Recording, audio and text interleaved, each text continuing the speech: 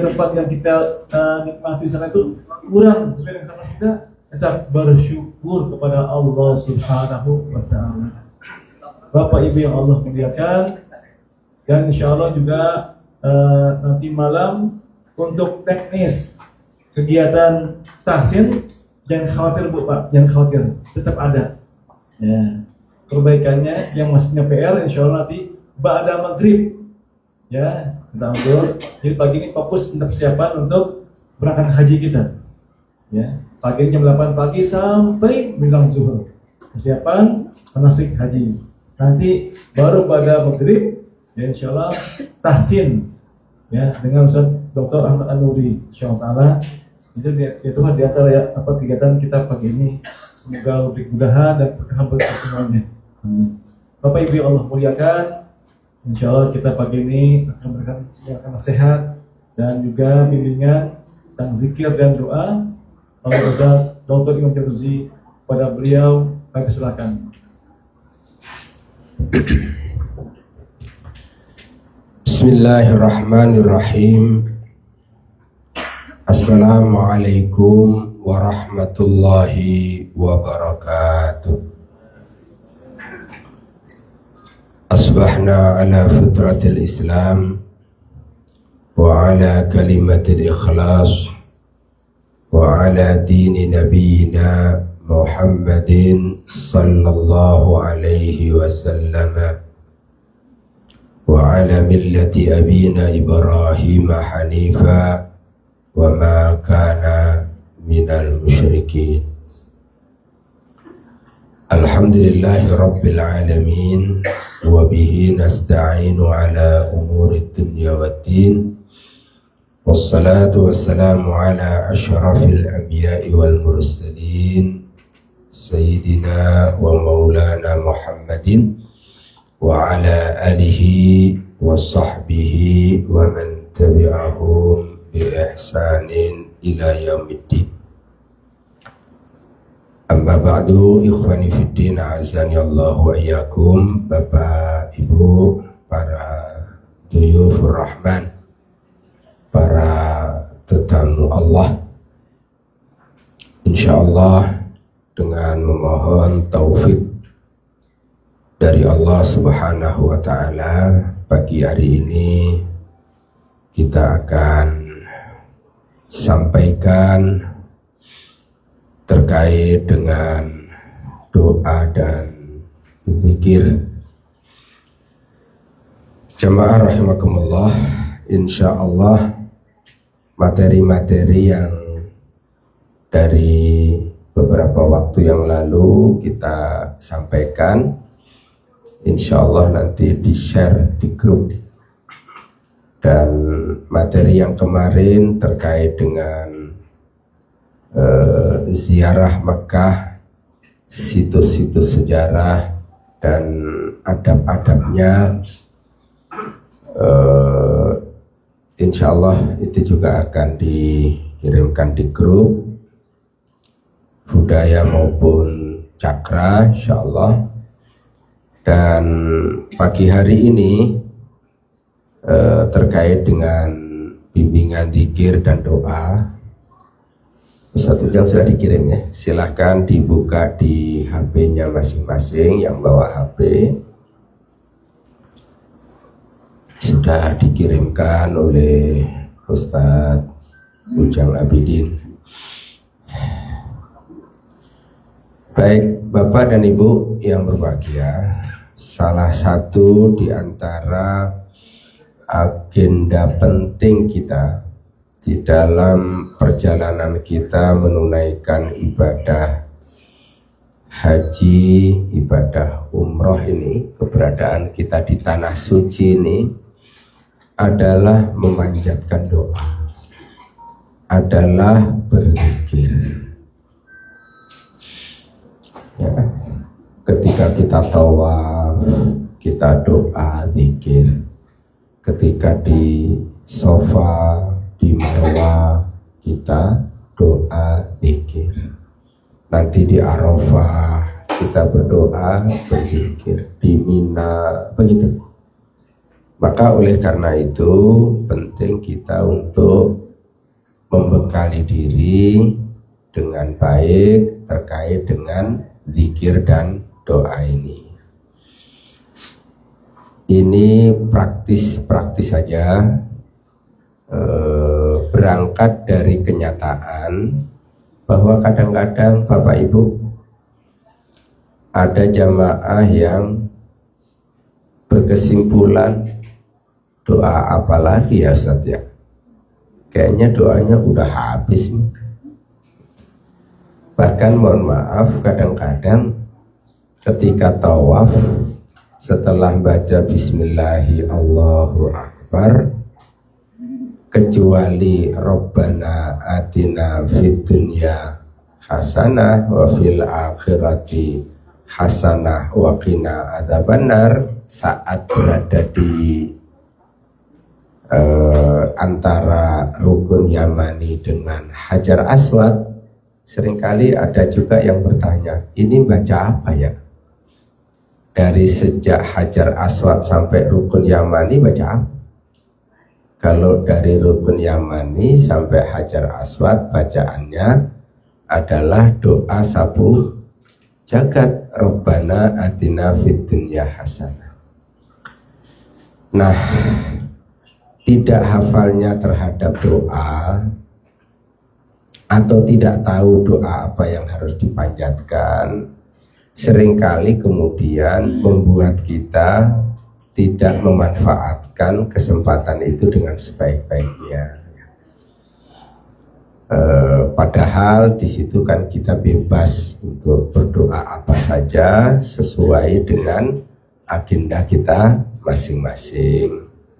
Maka oleh karena itu pagi hari ini kita akan bimbingkan contoh-contoh doa. Contoh-contoh doa dan zikir yang baik untuk kita baca. Tentu tidak mengkhususkan soal ini, karena mengkhususkan itu harus dengan dalil. Baik, yang pertama Bapak dan Ibu mengingatkan kembali bahwa bacaan talbiyah itu memandu niat kita. Bacaan talbiyah penghancur kesombongan kita. Bacaan talbiyah meneguhkan tauhid kita. Bacaan talbiyah membebaskan diri kita dari segala bentuk kesyirikan. Saya bacakan, ditirukan. Labbaik Allahumma labbaik. Labbaik la syarika laka labbaik. Innal hamda wan ni'mata laka wal mulk la syarika lak. Saat untuk membaca talbiyah sudah mulai dekat nih. Insya Allah besok pagi nih kita berangkat, kita niat di sini, hilal ihram di sini, kita berangkat besok pagi setelah hilal ihram kita akan membaca talbiyah ya, sampai nanti di tanggal 10 setelah melempar jumroh, atau ketika malam tanggal 10 berangkat ke Musdalifah, sudah boleh talbiyah tapi juga boleh takbir ya. Kita akan membaca talbiyah cukup panjang. Sekali lagi, labbaik Allahumma labbaik ya. Labbaik la syarika laka labbaik. Innal hamda wan ni'mata laka wal mulk la syarika lak.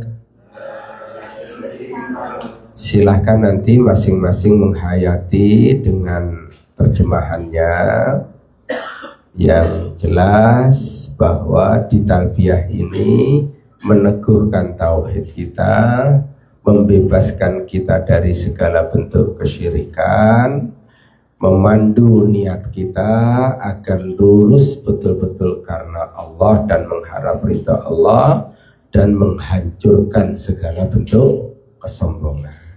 Baik. Kemudian yang kedua, Bapak dan Ibu, dalam berdoa kita ini mesti yakin ya. Yakin terhadap kekuasaan dan kemahaan Allah.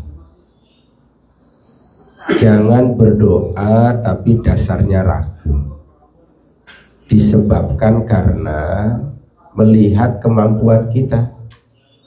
Kalau kita itu sudah berdoa, itu artinya kita bersandar memohon kepada Zat yang maha, Zat yang berkuasa. Jangan lagi diukur dengan kelemahan diri kita masing-masing. Kadang-kadang ada orang berdoa berpikirnya begini, kira-kira doa saya diterima apa enggak ya? Kayaknya enggak mungkin dah. Itu kalau diukur dengan kemampuan dia. Tapi sebaiknya diukur kalau kita sudah berdoa, itu artinya bersandar kepada Allah dan kita yakin sandarannya itu kuat, sandarannya itu tidak akan roboh. Nah, sekarang saya ambil satu contoh untuk menguatkan diri kita ya Pak. Ini doa Nabi Allah Ibrahim. Kapan? Saat meninggalkan Ibunda Hajar dan Ananda Ismail. Berduaan di dekat Ka'bah situ. Berdua Pak. Ini kawasan disebutkan dalam ayat ini sebagai lembah yang tandus, biwadin ghairi dzi zar'in inda baitikal muharram. Lembah yang tandus, tidak ada manusia, tidak ada air di sini, nggak ada manusia, nggak ada air. Gimana mau ada kehidupan wong air nggak ada?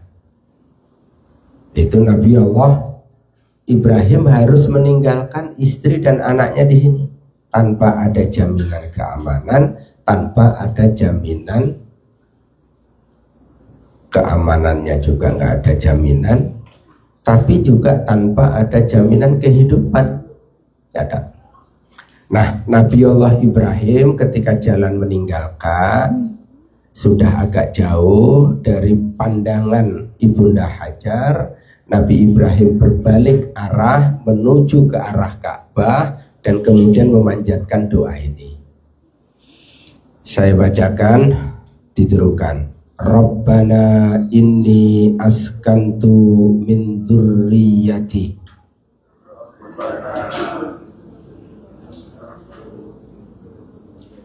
biwadin ghairi dzi zar'in inda baitikal muharram Rabbana liyuqimus salata faj'al af'idatan minan nasi tahwi ilaihim warzuqhum minas samarati la'allahum yashkurun. Poinnya Bapak dan Ibu, coba kita lihat doa Nabi Ibrahim. Doa ini kan seolah-olah sesuatu yang impossible, kayak sesuatu yang nggak mungkin loh Pak. Coba bayangkan, di saat tandus seperti itu dia berdoa ya, Rabbana liyuqimus salata. Dia berdoa untuk apa?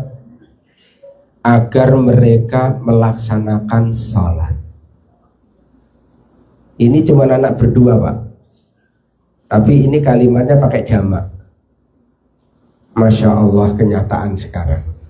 Yang sholat di Masjidil Haram berdua atau 2 juta.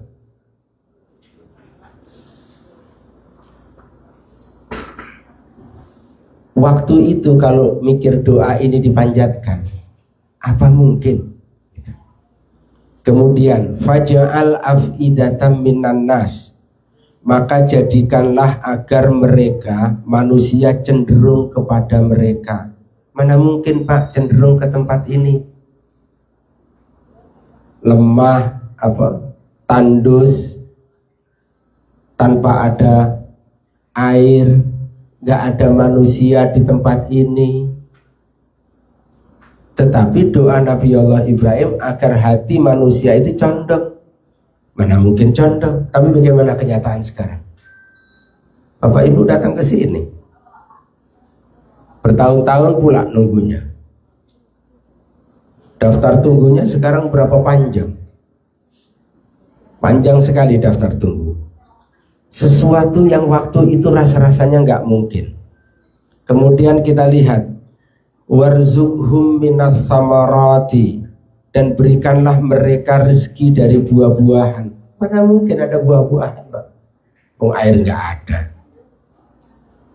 tanaman nggak ada yang tumbuh. Mana mungkin ada buah-buahan? Tapi kenyataannya, Masya Allah, buah-buahan melimpah dan seterusnya. Nah, oleh karena itu, dengan fakta ini, kita ini kalau berdoa mesti yakin. Yakin bahwa kita ini sedang bersandar dan memohon kepada Zat yang Maha Kuasa, bukan bersandar dengan mengukur diri kita sendiri. Mesti yakin doa kita ini akan diterima. Jangan sampai ada keraguan, diterima enggak ya? Diterima enggak ya? Kita mesti ada keyakinan. Kemudian yang kedua, kami sebutkan di sini, kemarin sudah disosialisasikan bahwa ada tiga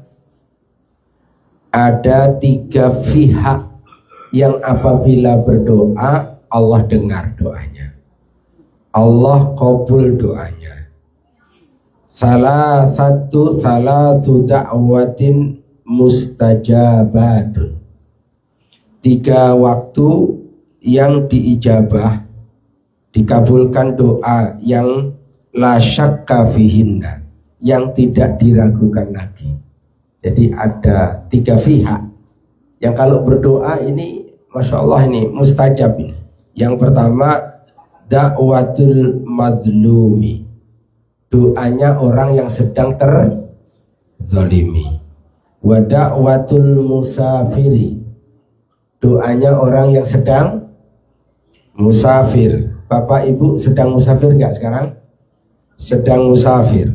Wa da'watul walidi ala waladihi, doanya orang tua kepada anaknya. Kita punya anak, kita tinggalkan anak-anak kita di kampung halaman dan kesempatan kita untuk berdoa. Ada 2 di sini, doa orang tua kepada anak diijabah dan juga sekaligus doa seorang musafir. Mudah-mudahan kita bisa manfaatkan dengan sebaik-baiknya.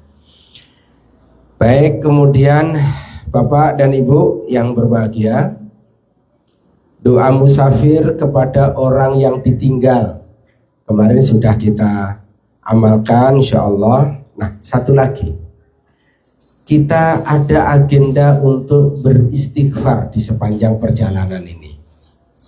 Kita ada agenda untuk istighfar selalu nih.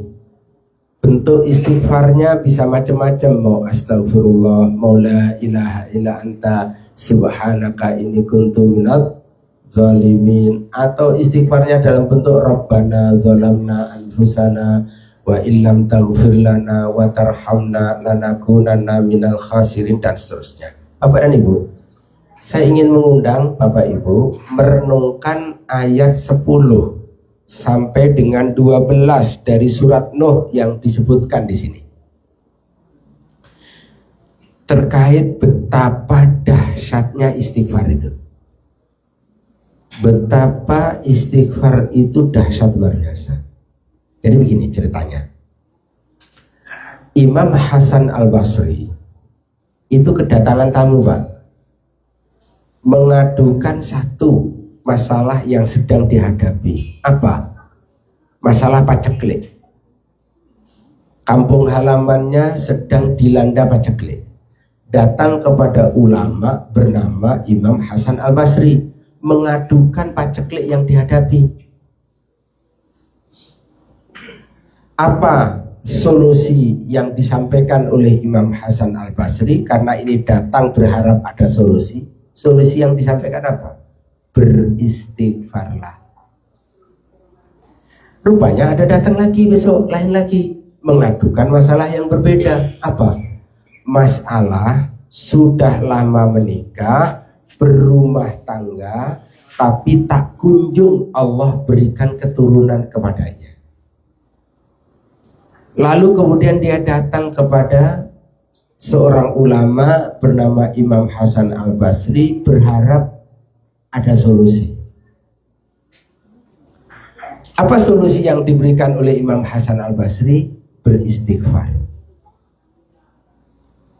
Kemudian yang ketiga, ada orang datang mengadukan masalah usahanya ini bangkrut, usahanya ini nggak jalan-jalan, ada masalah, lagi sempit, lagi kesulitan, datang kepada Imam Hasan Al-Basri. Apa solusi yang diberikannya? Istighfar. Pak, ini membuat Ibnu Shabih yang mendampingi Imam Hasan Al-Basri itu heran. Herannya begini, ini orang datang mengadukan masalah kemandulan, solusinya kok istighfar. Datang lagi mengadukan masalah terkait dengan soal paceklik, kok solusinya istighfar. Masalah kesulitan ekonomi, istighfar pula. Lalu kemudian ternyata Imam Hasan Al-Basri itu, Pak, mendasarkan apa yang diarahkannya itu, mendasarkan arahannya itu pada ayat 10, 11, dan 12 dari surat Nuh. Ini rupanya rahasianya. Ini pegangannya Imam Hasan Al-Basri, di mana Nabi Allah Nuh alaihi salam menganjurkan kepada umatnya, fakultu, aku serukan istaghfiru rabbakum, mohonlah ampun kepada Tuhanmu, innahu kana ghaffara, sesungguhnya dia adalah maha pengampun. Lalu kemudian pada ayat 11-nya disebutkan keutamaan istighfar, yursilis samaa alaikum midrara. Kalau istighfar itu dilakukan, niscaya Allah akan mengirimkan hujan kepada kalian. Ini lagi terjadi kekeringan di zaman Nabi Allah Nuh. Kekeringan terjadi di zaman Nabi Nuh. Nabi Nuh itu menyerukan kepada umatnya untuk apa? Banyak beristighfar. Turun hujan deras. Midrara itu hujan yang diikuti oleh hujan yang berikutnya, maksudnya hujan deras. Wa yumdidkum bi amwalin wa yumdidkum bi amwali wa banin wa yaj'al lakum jannatin wa yaj'al lakum anhara. Kemudian Allah akan membanyakkan untuk kalian harta.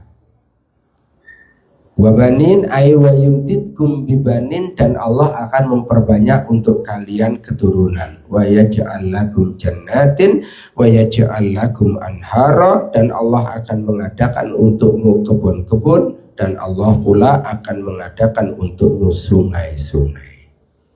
Ini dasarnya Imam Hasan Al-Basri. Bapak Ibu, kita haji ingin mengadukan masalah kita di hadapan Allah. Kalau ingin mengadukan masalah kita di hadapan Allah, jangan lupa istighfar. Diawali dengan banyak memohon ampun kepada Allah. Boleh jadi masalah yang terjadi pada diri kita itu masalah keluarga, masalah kesehatan, masalah ekonomi, maupun masalah yang lain-lain, itu sangat boleh jadi terjadi karena kemaksiatan dan kemungkaran yang selama ini kita lakukan. Karena kelalaian kita di dalam mengingat Allah, berzikir kepada Allah, beribadah kepada Allah. Kita istighfar terhadap semua itu, dan kita yakin bahwa dengan istighfar ini Allah akan berikan jalan keluar. Itu keyakinan yang penting untuk kemudian kita lakukan. Nah, sekarang contohnya Pak, contohnya berikutnya doa Nabi Yunus alaihi salam. Sudah ketemu? Oke, doa Nabi Yunus ya. Saya bacakan, silahkan ditirukan. La ilaha illa anta. Yuk. Subhanaka inni kuntu minaz zalimin. La ilaha illa anta. Subhanaka inni kuntu minaz zalimin. La ilaha illa anta subhanaka inni kuntu minaz zalimin.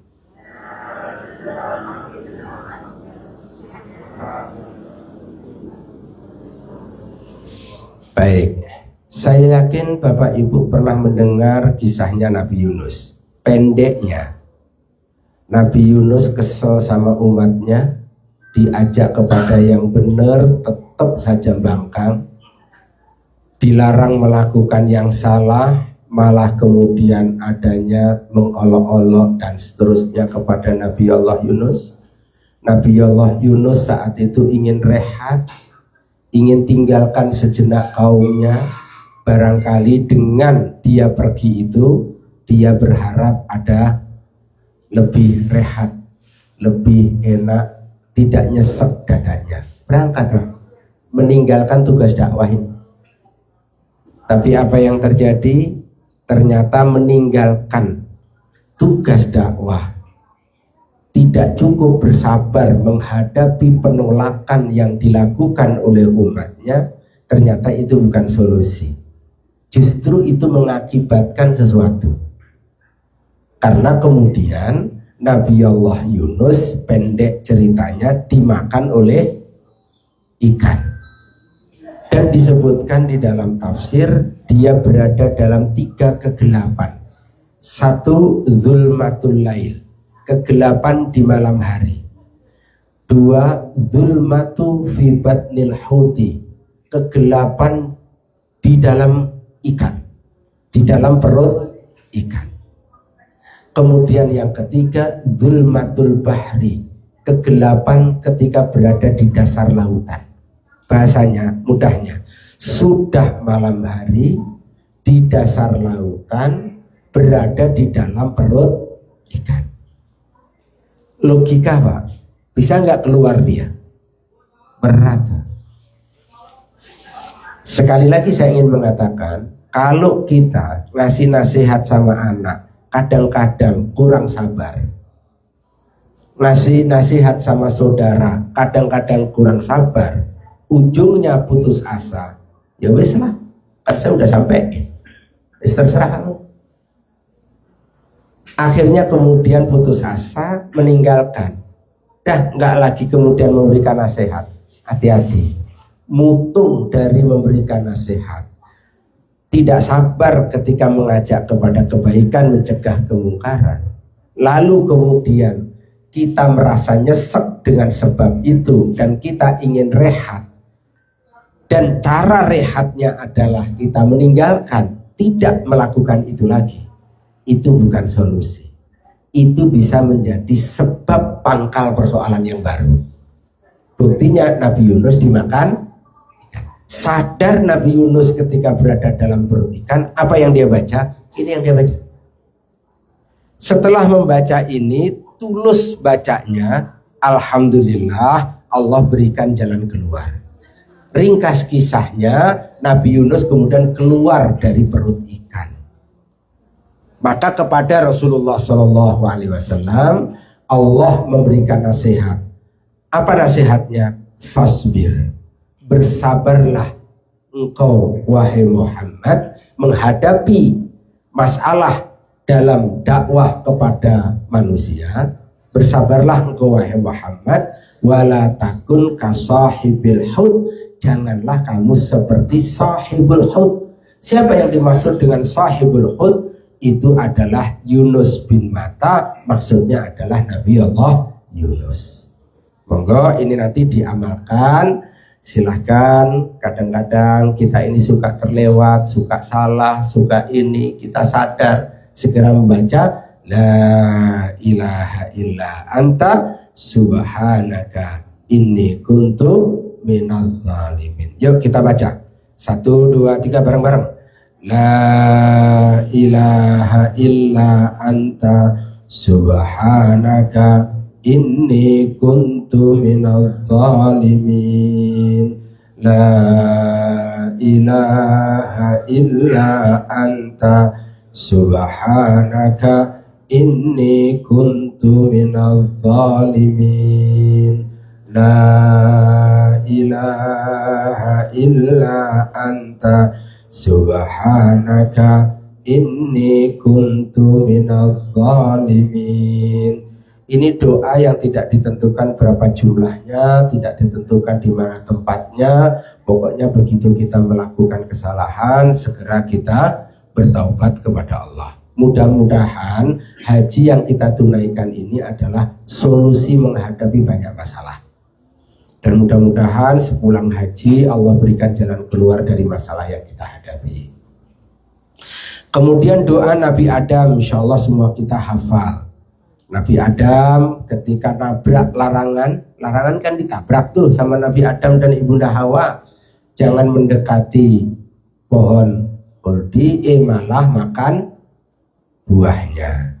Maka kemudian terusirlah dia ke muka bumi. Waktu di muka bumi dia sadar dirinya salah. Beda dengan iblis. Dia tidak mau melaksanakan perintah Allah, tapi dia nggak sadar kalau itu salah. Tapi Nabi Adam sadar dirinya salah. Setelah dia sadar dirinya salah, dia kemudian membaca doa. Apa doanya? Rabbana zalamna anfusana wa illam taghfir lana wa tarhamna lanakunanna minal khasirin. Saya bacakan, ditirukan. Rabbana zalamna anfusana, yuk. Wa illam taghfir lana wa tarhamna lanakunanna minal khasirin. Rabbana zalamna anfusana wa illam taghfir lana wa tarhamna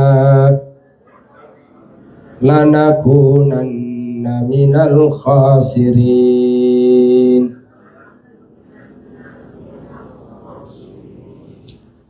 Ini kalau kita baca doa, kita hayati peristiwanya, kemudian kita bayangkan tentang salah-salah, kesalahan selama ini yang kita lakukan. Insya Allah baca doa ini bisa menangis, bisa ya, mudah-mudahan kemudian Allah ampunkan segala permohonan maaf kita semuanya. Kemudian yang berikutnya, zikir ringan di lisan, berat dalam timbangan. Saya sebutkan Pak, ini yang mudah-mudah. Besok kalau tawaf jangan ada alasan lagi, udah nggak ada doa. Kalaupun nggak ada doa, kan bisa doa dengan bahasa Indonesia, bisa doa dengan suara bahasa yang kita pahami sendiri. Tetapi alangkah baiknya kita berdoa dengan doa-doa yang pernah diajarkan oleh para nabi-nabi sebelumnya, doa-doa yang ada di dalam kitab suci Al-Quran, diajarkan oleh Nabi dalam sunnahnya, termasuk ya zikir ringan di lisan tapi berat di dalam timbangan. Subhanallahi wa bihamdihi subhanallahil azim. Ya. Nanti dibaca lagi ya yang sudah dikirim di grup ya. Jadi ini semua dikirim. Baik, saya bacakan subhanallahi wa bihamdih. Ya. Subhanallahil azim. Subhanallahi wa bihamdih. Subhanallahil azim. Subhanallahi wa bihamdih. Subhanallahil azim.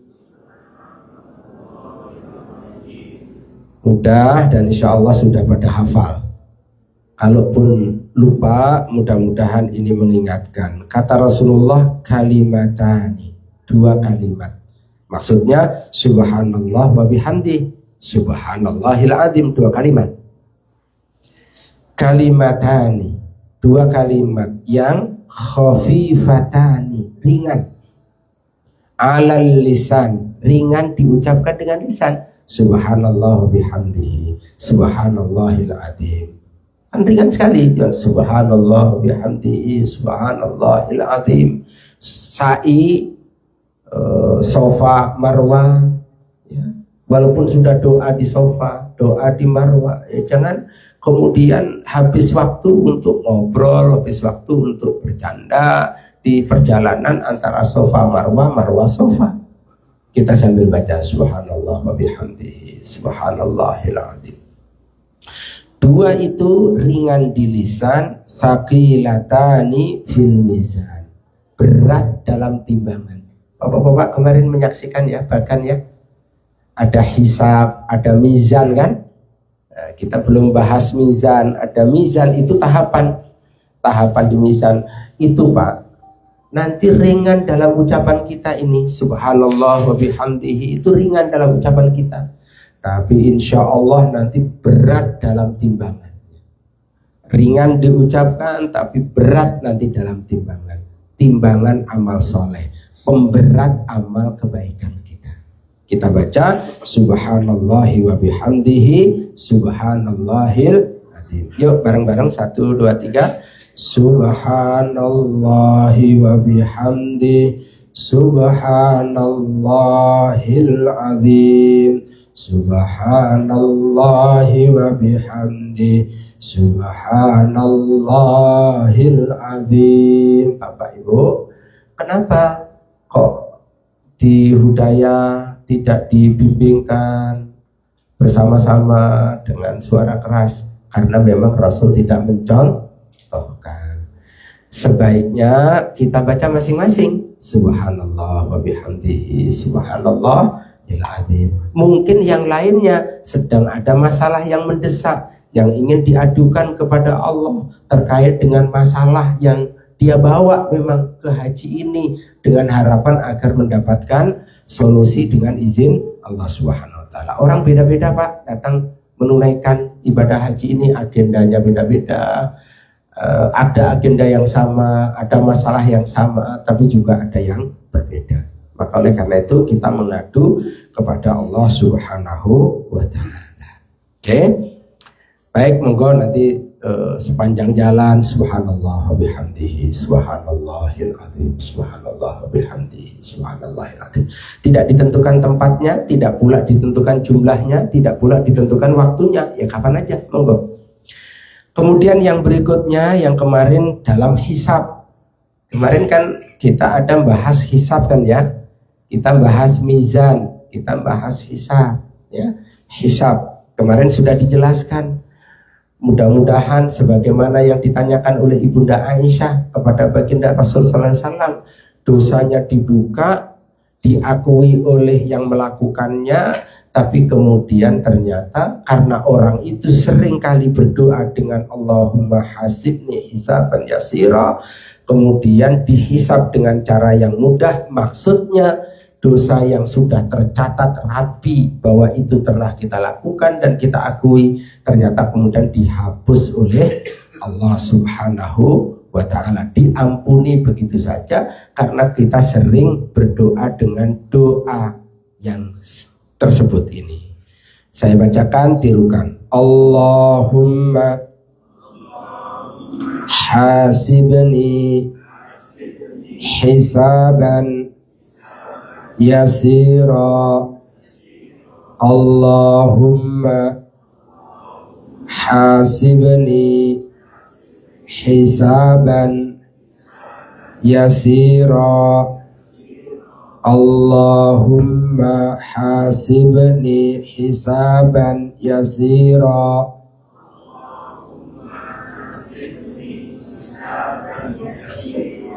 Baik, Bapak dan Ibu, ada artinya, silahkan dibaca sendiri artinya, dihayati, kemudian masing-masing ada dasarnya. Baik, kemudian Bapak dan Ibu, ada 4 kalimat yang istimewa.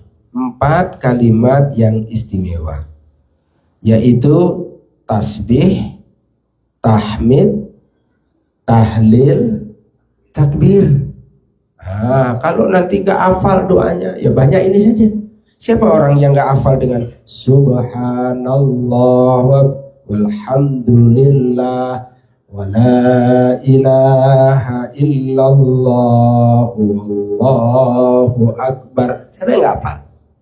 Jadi gak ada alasan orang untuk tidak doa, gak ada alasan orang tidak berzikir. Allah berikan kemudahan. Sebaiknya yang begini masing-masing kita kuasai dan nanti kita memanjatkan masing-masing. Ya, memanjatkan masing-masing, pembimbing paling mengingatkan, jangan sampai lupa. Ayo terus berzikir, ayo terus berdoa. Dan apa yang harus kita baca? Di antaranya yang sedang kita sama-sama pelajari. Baik. Saya bacakan subhanallahi walhamdulillah. Ya. Subhanallah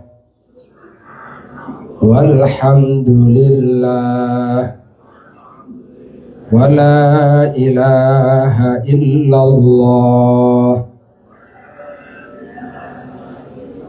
wallahu akbar. Subhanallah walhamdulillah wa la ilaha illallah wallahu akbar. Subhanallah walhamdulillah wa la ilaha illallah wallahu akbar. Misalkan kita baca dari Abu Hurairah radhiyallahu an, ia berkata, Rasulullah sallallahu alaihi wasallam bersabda, sesungguhnya membaca subhanallah walhamdulillah wa la ilaha illallah wallahu akbar adalah lebih aku cintai daripada segala sesuatu yang terkena sinar matahari. Ternyata 2 kalimat ini lebih Allah cintai dari semua makhluk yang terkena sinar matahari. Insya Allah. Nah, ini kita hayati gitu. Kita hayati, kita fahami apa yang kita baca, kemudian kita berpikir itu kalau kita hayati dengan baik, kemudian kita merenungkannya dengan baik, dasarnya kuat, kemudian ini kita amalkan, itu nggak sangka tiba-tiba menitikkan air mata, nangis, dan itu satu kenikmatan tersendiri. Oke. Kemudian Bapak dan Ibu, ini juga disebutkan, misalkan dari Ibnu Mas'ud, ia berkata Rasulullah SAW bersabda, aku pernah bertemu dengan Ibrahim pada malam ketika aku diisrakan. Ketika Rasulullah SAW diisrakan, baginda Rasulullah Sallallahu Alaihi Wasallam, Nabi kita bertemu dengan Nabi Allah Ibrahim alaihissalam. Kemudian apa kata Nabi Allah Ibrahim? Wahai Muhammad, sampaikan salam dariku kepada umatmu. Nabi Ibrahim titip salam. Untuk siapa?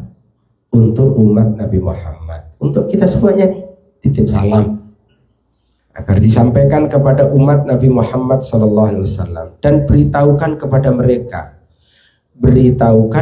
mereka bahwa surga debunya harum. Surga itu debunya harum, airnya segar. Surga tersebut adalah datar, tanamannya adalah kalimat subhanallah walhamdulillah wala ilaha illallah wallahu akbar. Insyaallah, mudah-mudahan Allah sampaikan kita semuanya nanti di dalam surganya, karena sering berdoa dengan ini. Kemudian Bapak dan Ibu yang berbahagia, termasuk doa nanti yang harus kita banyak baca ketika di Padang Arafah adalah doa yang berikut ini. La ilaha illallah wahdahu la syarikalah lahul mulku wa lahul hamdu wa huwa ala kulli syai'in qadir. Kalau kita baca dengan doa itu, ya, dialah Allah yang maha kuasa atas segala sesuatu. Dalam sehari sebanyak 100 kali, maka baginya kalau baca ini dalam sehari 100 kali, maka baginya sama dengan memerdekakan 10 budak. Dan dicatat baginya kebaikan, dihapus darinya 100 kejelekan. Dicatat oleh Allah 100 kebaikan, dihapuskan oleh Allah 100 keburukan. Kalau ini kita baca, ayo kita baca bareng-bareng. La ilaha illallah wahdahu la syarikalah lahul mulku wa lahul hamdu wa huwa ala kulli syai'in qadir. Masing jalan, lagi santai, lagi ini di tanah suci ini baca la ilaha illallah wahdahu la syarikalah lahul mulku wa lahul hamdu wa huwa ala kulli syai'in qadir, dengan segala keutamaan. Silakan nanti kemudian kita baca masing-masing. Bapak dan Ibu, waktu sudah habis. Jam makan sudah tiba, silakan ini dibaca ya, termasuk yang di bawah Pak. Yang di bawah adab-adab dalam berdoa, tolong dibaca dengan baik. Adab-adab dalam berdoa, memuji Allah, berbaik sangka kepada Allah, mengakui dosa yang telah diperbuat, bersungguh-sungguh dalam berdoa, berdoa secara terus-menerus, berdoa dengan mengulangi sebanyak 3 kali, berdoa dengan lafaz yang singkat dan padat, memulai dengan mendoakan diri sendiri, memilih waktu yang mustajab, dan seterusnya. Silahkan ini dibaca. Ini adalah bagian dari bekal untuk kita menunaikan prosesi ibadah haji maupun di luar haji selama kita menunaikan di perjalanan menunaikan ibadah haji ini. Mudah-mudahan doa-doa kita didengar oleh Allah Subhanahu wa Ta'ala. Dan nanti kita akan sering mengingatkan, ayo semangat, ayo, dan seterusnya. Mudah-mudahan Bapak Ibu berkenan dan kemudian kita bisa manfaatkan waktu dengan sebaik-baiknya. Terima kasih, ini saja yang bisa disampaikan. Wassalamualaikum warahmatullahi wabarakatuh. Wa akhiru da'wana alhamdulillahi rabbil alamin. Subhanakallahumma wa bihamdika asyhadu an la ilaha illa anta astaghfiruka wa atubu ilaik. Assalamualaikum warahmatullahi wabarakatuh. Kita ucapkan jazakallahu khairan kepada Ustaz Imam.